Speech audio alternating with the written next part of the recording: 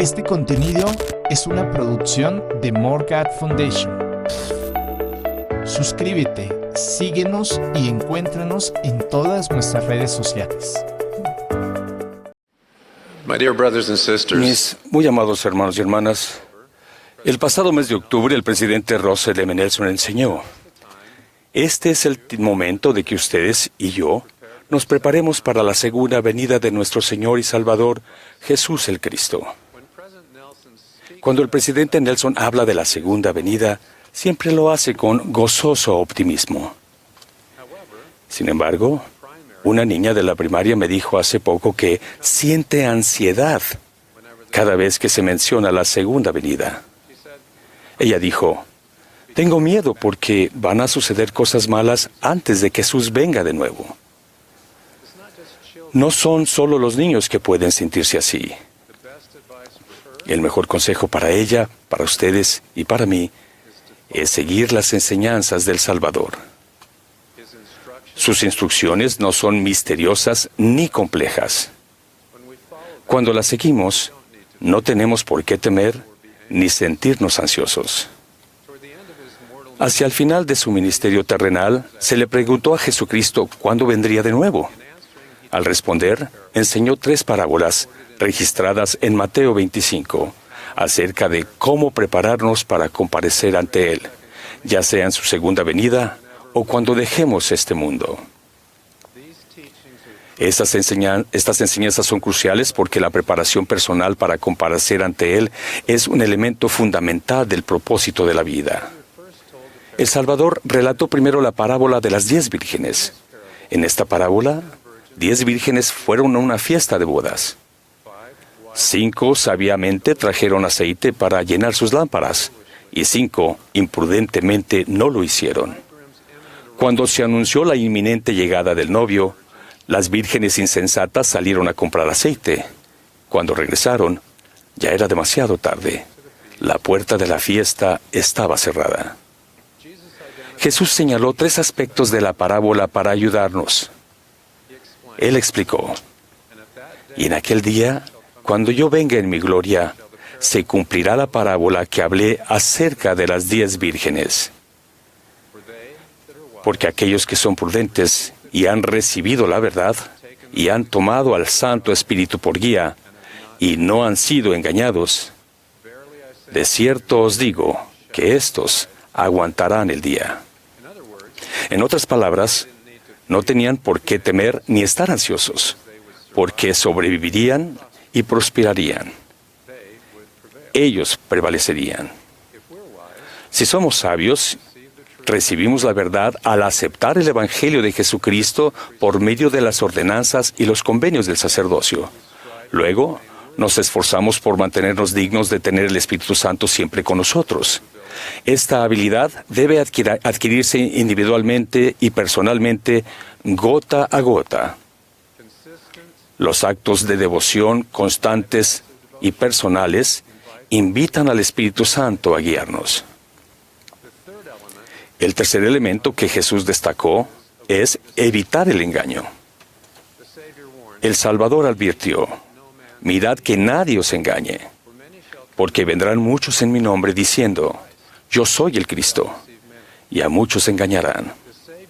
El Salvador sabía que los farsantes tratarían de engañar aún a los mismos elegidos, y que muchos discípulos serían engañados.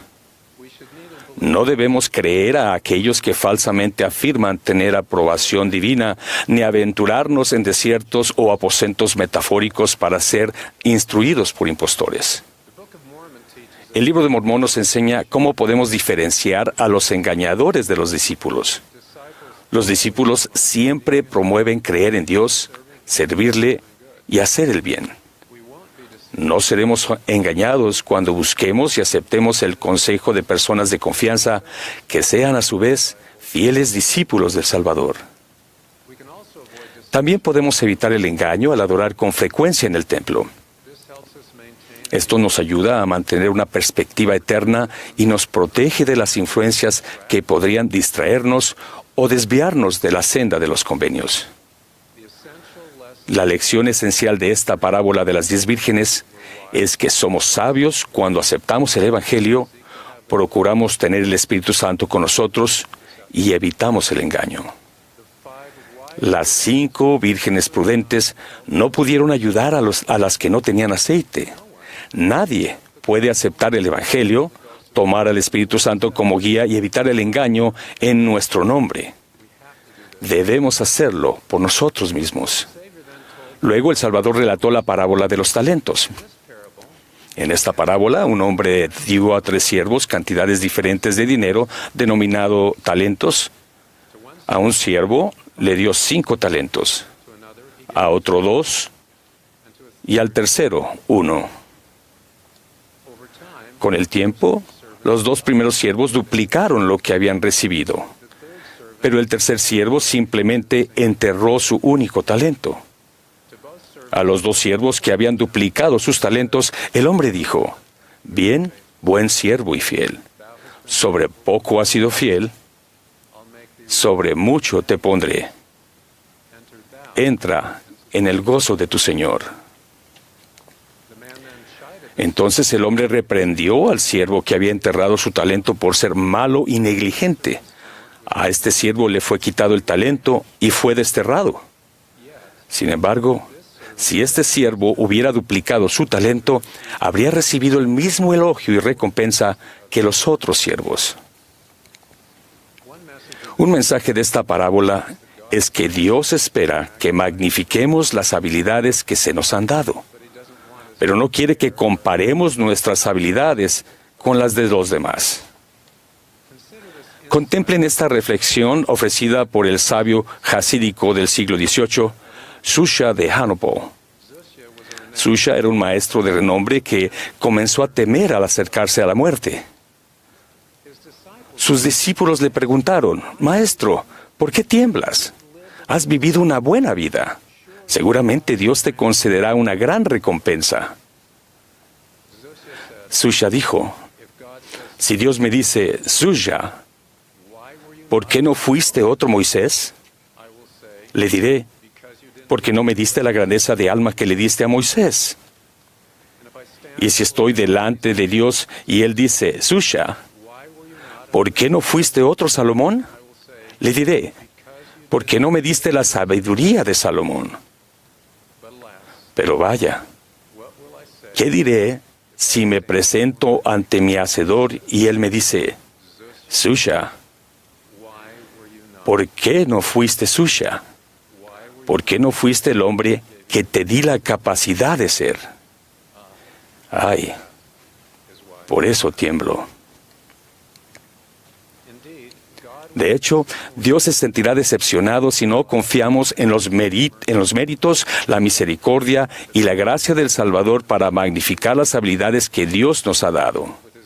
Con su amorosa ayuda, espera que lleguemos a ser la mejor versión de nosotros mismos. Es irrelevante para Él que comencemos con diferentes habilidades y debería serlo para nosotros mismos. Por último, el Salvador relató la parábola de las ovejas y los cabritos. Cuando regrese en su gloria, serán reunidas delante de Él todas las naciones. Entonces apartará los unos de los otros, como aparta el pastor las ovejas de los cabritos. Y pondrá las ovejas a su derecha y los cabritos a la izquierda. Los que estaban a su derecha se convirtieron en herederos en su reino, y los que estaban a su izquierda no recibieron herencia. La característica distintiva era si le daban de comer cuando tenía hambre, si le daban de beber cuando tenía sed, si lo alojaban cuando era un forastero, si lo vestían cuando estaba desnudo, y si lo visitaban cuando estaba enfermo o en la cárcel. Todos estaban perplejos, tanto los que estaban a la derecha como los que estaban a la izquierda. Le preguntaron cuándo le habían dado o no le habían dado comida, bebida y ropa, o lo habían ayudado cuando estaba vulnerable. En respuesta, el Salvador dijo: «De cierto os digo, que en cuanto lo hicisteis a uno de estos, mis hermanos más pequeños, a mí lo hicisteis. El mensaje de la parábola es claro. Cuando servimos a los demás, servimos a Dios. Cuando no lo hacemos, lo decepcionamos. Él espera que utilicemos nuestros dones, talentos y habilidades para bendecir la vida de los hijos del Padre Celestial. El impulso divino de servir a los demás se ilustra en un poema escrito en el siglo XIX por el poeta finlandés Johan Ludvig Runeberg. A lo largo de nuestra infancia, mis hermanos y yo escuchamos muchas veces el poema Granjero Paavo. En el poema, Paavo era un granjero pobre que vivía con su esposa e hijos en la región de los lagos en el centro de Finlandia. Por muchos años seguidos, la mayoría de sus cultivos fueron destruidos, ya sea por el exceso de agua resultante del deshielo primaveral, las tormentas de granizo de verano o una helada prematura en otoño. Cada vez que recogían la escasa cosecha, la esposa del granjero se lamentaba diciendo: «Paavo, Paavo, desafortunado anciano, Dios nos ha abandonado». Paavo, a su vez, decía con serena firmeza: «Mezcla la corteza con la harina de centeno para hacer pan, para que los niños no pasen hambre. Trabajaré más duro para drenar los campos pantanosos. Dios nos está probando, pero Él proveerá». Cada vez que se destruían los cultivos, Paavo indicaba a su esposa que duplicara la cantidad de corteza que mezclaba con la harina para evitar el hambre. También trabajaba más duro, cavando zanjas para drenar el suelo y disminuir la susceptibilidad de sus campos al deshielo de primavera y a las heladas prematuras de otoño. Después de años de penurias, Paavo finalmente recogió una cosecha abundante. Su esposa se regocijó. «Paavo, Paavo, estos son tiempos felices. Es hora de tirar la corteza y hornear pan hecho solo con centeno». Pero Paavo tomó solemnemente la mano de su esposa y dijo: «Mezcla la mitad de la harina con corteza, porque los campos de nuestro vecino se han congelado». Paavo sacrificó su abundancia y la de su familia para ayudar a su devastado e indigente vecino. La lección de la parábola del Salvador sobre las ovejas y los cabritos es que debemos utilizar los dones que se nos han dado, tiempo, talentos y bendiciones, para servir a los hijos del Padre Celestial, especialmente a los más vulnerables y necesitados. Mi invitación para la ansiosa niña de la primaria que mencioné antes, y para cada uno de ustedes, es que sigan a Jesucristo y confíen en el Espíritu Santo como lo harían con un amigo muy querido. Confíen en aquellos que los aman a ustedes y que aman al Salvador. Busquen la guía de Dios para desarrollar sus habilidades únicas y ayudar a los demás, incluso cuando no sea fácil. Estarán listos para comparecer ante el Salvador y podrán unirse al presidente Nelson y ser gozosamente optimistas. Al hacerlo, ayudan a preparar el mundo para la segunda venida de Jesucristo. Y serán bendecidos con suficiente esperanza para entrar en el reposo y el gozo del Señor, ahora y en el futuro. Como cantamos en uno de nuestros nuevos himnos: «Tu voz eleva hoy, en verdad volverá. Nadie sabe cuándo Él regresará aquí, mas lo hará. Escrito está. Reinará felicidad el día en que Cristo vuelva aquí». En el nombre de Jesucristo. Amén.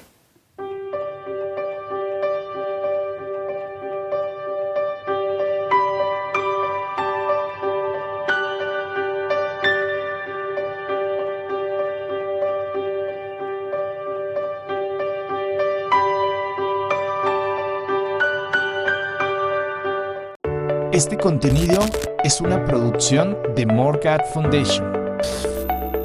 Suscríbete, síguenos y encuéntranos en todas nuestras redes sociales.